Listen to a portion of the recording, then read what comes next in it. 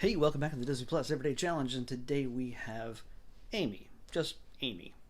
Actually, uh, this was actually released in theaters. Yeah, it was originally supposed to be a Disney made-for-TV movie as part of their anthology, I guess Magical World of Disney thing. But it got put in the theaters in 1981. Well, maybe 82, but it was made in 81. It's an hour and 40 minutes long, and yeah, it's actually also called Amy on the Lips, and that for a rated G movie sounds somewhat inappropriate, depending on where your mind goes. Uh, Bad. It is makes a whole lot more sense when you see the film. Now, this is the story of Amy, obviously. When we first meet her at the very beginning, I'm not going to spoil the whole film because odds are that a lot of us have not seen this. I have never seen this, and I do not recall ever hearing of it before before yesterday, or seeing it in the list. I mean, I've seen it, I put the list together, but, you know. Uh, this is a story about Amy, and when we first see her, she is a lovely, beautiful young woman, uh, impeccably dressed. It looks like she's in a somewhat of a fancy house. She's apparently wealthy. We see her looking very sad. She places a letter and her wedding ring on the table before she grabs her bags and leaves. So she's leaving her husband for whatever reason. And by the way, this is taking place in the early 20th century. Cars are still kind of new, and there's like one person who has a car, I think, in this entire thing, and it's the local doctor. But Amy, next time we see Amy a minute later, she is rolling up on a hospital. Well, not a hospital, but a asylum for children who are deaf and blind. At this point in history, we were so progressive as to think that, hey, kids who are deaf and blind are completely different from regular kids, and they cannot be taught anything and should be kept away from every other kid because they make everybody uncomfortable and they can't be taught like normal kids. So essentially, they were put in an institution, and there were people absolutely who cared for them and took care of them, but they were very careful about how the kids were able to do anything. And many people who were taking care of the kids also thought that they could not be taught to speak. While there was sign language, and I don't know if in this film if American Sign Language had been established yet fully, but there was certainly sign language at this time, and that's where we see a lot of communication happening throughout this film. There are no subtitles, but every once in a while there's somebody there who is, especially when Amy first arrives, saying, "Hey, I'm applying for this job, and thanks for letting me having me come in." And the headmaster is basically telling her what the kids are saying, and of course, uh, Henry, I think his name was, he is immediately flirtatious with her. He's just this young teenage boy, and he's just pretty. So yeah, he knows he knows how to flirt because yeah, Amy is a pretty young woman, and but even he can see that she's a little bit sad. And of course, there's pushback from the other women who are there who've been there forever and believe that the kids can't be taught something new, especially when it comes to speaking. And Amy believes differently.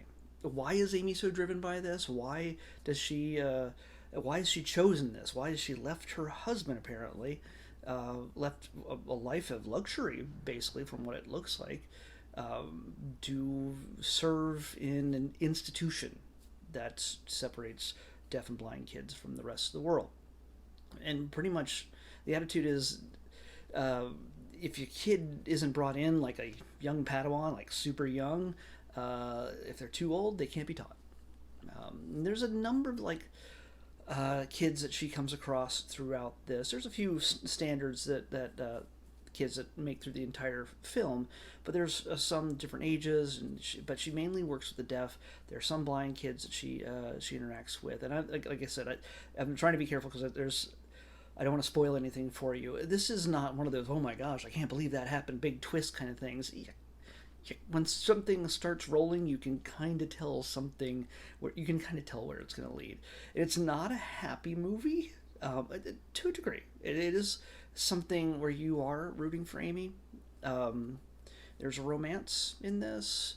It shows it's a story of compassion in the face of adversity, especially for kids who are treated as others, treated as something undesirable, and and the great work that people can do when they reach out to those who are in need.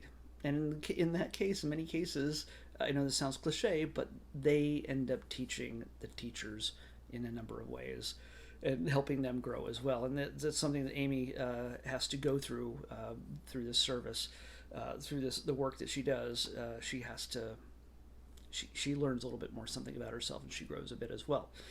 Meanwhile, while she's dealing with attacks from all directions, from certain teachers through the board at the school, who basically will not even give enough funding to these kids, these different kids, funding enough to even have a doctor on staff to help them. They have to bring a doctor in from out of town just to help them out. Thankfully, he kind of has an eye for Amy, and so he tends to hang out a little bit more often. Uh, there's a lot of familiar faces in this. If you've watched any 70s, 80s era TV, one of the ones that I was bugging me, Amy's husband, Dr. Rick Weber from General Hospital. A show I have not watched in decades, but I've seen it when I was a kid. My mom used to watch it. She might still watch it. But yeah, I was like, why is this total white bread, like perfectly haired dude, why does he look so familiar? And I had to look him up, and I'm like, oh, it's Dr. Rick Weber from General Hospital. There's a number of faces especially amongst the women in the institution for the kids that you'll recognize, who've done bit parts, and they're character actresses who've done this stuff forever, and yeah, they're kind of iconic. Throughout these. Let's see. One of which, one of my favorites is Frances Bay. If you know that name, you'll know who I'm talking about. But there's this, it's almost a period. It is technically a period piece because it is early 20th century. People act a certain way, and Amy even kind of has an English accent to a certain degree, or it's just maybe it's just non-Southie Boston kind of accent. But yeah, she's everybody's a little more proper. Women pretty much are poo-pooed as something that's less than a man, and this is pretty much about equality, about finding yourself and not just being beholden to a man to determine your destiny and your direction in life. That's kind of the decision Amy makes from the very first moment of the film. Will she stick to that? Will too much tragedy or adversity, or even the possibility of a romance that she technically thinks she shouldn't have, can she be happy again? All these things come at her, and also the deal of the fact that these, like I was saying, the board members,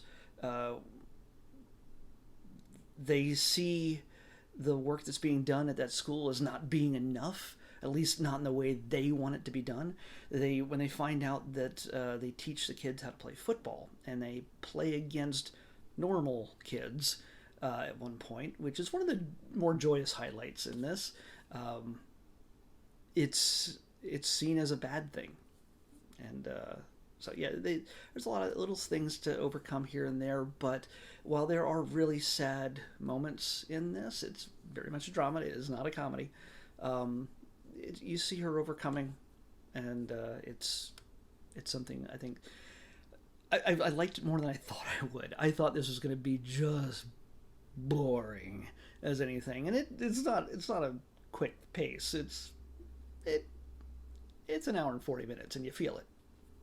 So Yeah, it's all right. I can't say I would have ever watched it, ever. Just looking at it, I would have never watched this. Just panning through Disney Plus, just not a thing. It's a 1980s film. Doesn't look like a 1980s film. I don't know.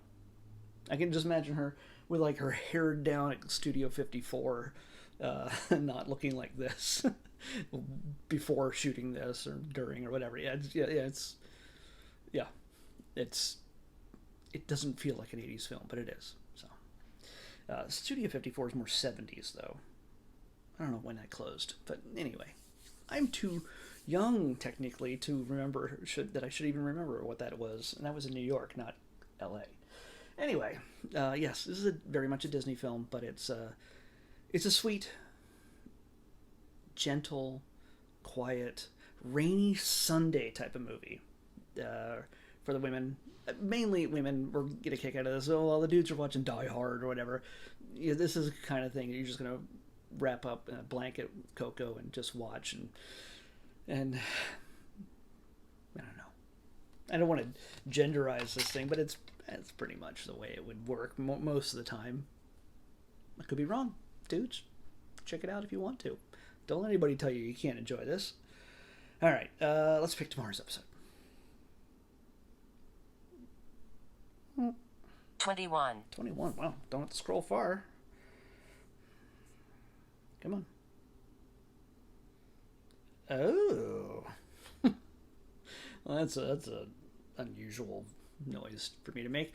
We're moving back into documentary territory now. At least it's not reality show like The Big Fib, but it is something that one of these kind of things that I really enjoy when it comes to the documentary stuff. It's not a mummy or a shark. It is very Disney oriented. So we're going to be watching Adventure Through the Walt Disney Archives. Now this is Disney.